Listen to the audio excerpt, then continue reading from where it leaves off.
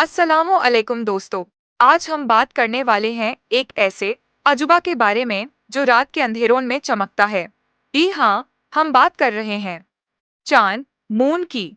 चांद सिर्फ हमें खूबसूरत नजर ही नहीं आता, बल्कि इसमें छुपी हुई हैं बहुत सी अजीब और गरीब बातें। तो चलिए शुरू करते हैं चांद के 10 दिलचस्प और हैरत अंगेज हकाइक। चांद जमीन से हर साल दूर हो रहा है। क्या आप जानते हैं कि चांद हर साल जमीन से 3 सेंटीमीटर दूर हो रहा है। इसका मतलब है कि करोड़ों साल बाद चांद इतना दूर हो जाएगा कि जमीन से उसे देखना मुश्किल हो जाएगा। ये बात हमारे लिए हैरत अंगेज भी है और साइंस के लिए चैलेंज भी। चांद पे हवा नहीं है। चांद पर कोई एटमॉस्फेयर नहीं होता। इसका मतलब है वहां ना तो आवाज चलती है, ना बारिश होती है, और ना ही वहां आसमान नीला होता है। वहां का आसमान हमेशा काला रहता है, दिन हो या रात। चांद का एक ही रुख हमें नजर आता है।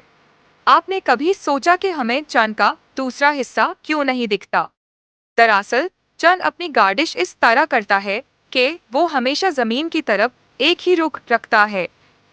दूसरा हिस्सा यानी dark side of the moon हमेशा हमसे छुपा रहता है। चंद का वाजा और साइज। चंद का साइज जमीन से तकरीबन 4 गुना छोटा है और इसका वाजन जमीन का सिर्फ एक असासी आसा हिस्सा है। लेकिन फिर भी उसका असर समुंदर की लहरों पर पड़ता है, जिसे हम टाइड कहते हैं।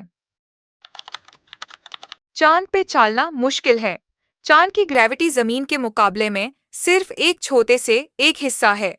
मतलब अगर आपका वजन 7 किलो है तो चांद पर आप सिर्फ 10 किलो के लगभग महसूस करेंगे।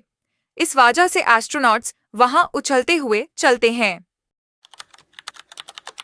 चांद पे पहला कदम 1969 में नील आर्मस्ट्रॉन्ग पहला इंसान बना जिसने चांद पर कदम रखा। उनका मशहूर जुमला था, "That's one small step for man, one giant leap for mankind." उस वक़्त दुनिया भर के लोगों ने चांद को टीवी पर लाइव देखा। चांद पर पहले से पानी मौजूद है। साइंस ने चांद के कुछ हिस्सों में बर्फ की शक्ल में पानी दरियाफ्त किया है, खासकर उस तरफ जहां कभी सूरज की रोशनी नहीं पहुंचती। ये भविष्य में वहां रहने या बेस बनाने के लिए जरूरी हो सकता है। चांद का रंग असल में ग्रे है, जो चांद हमें चमकता हुआ सफेद नजर आता है। असल में वो ग्रे या भूरा होता है। चांद की रोशनी असल में सूरज की रोशनी का एक अक्स है जो जमीन तक रिफ्लेक्ट होता है। चांद का जिक्र हर तहजीब में है, दुनिया की हर कदीम तहजीब, चाहे वो मिस्री हो, चीनी, हिंदुस्तानी या इस्लामिक। चांद का जिक्र किसी न किसी शक्ल में जरूर करती है। इस्लाम में भी चांद की बड़ी अहमियत है। इस्लामी कैलेंडर चांद के मुताबिक चलता है।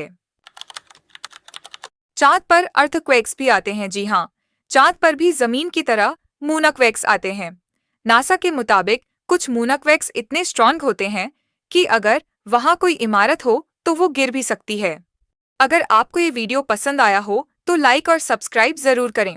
आपका कुछ नहीं जाएगा, लेकिन हमारा बहुत भला हो जाएगा। और हाँ, घंटी बेल दबाना मत भूलना, ताकि अगली बार भी ऐसा ही मजेदार कंटेंट आप तक सबसे पहले पहुंचे। मिलते हैं अगले वीडियो में, तब तक के लिए अलविदा और धन्यवाद।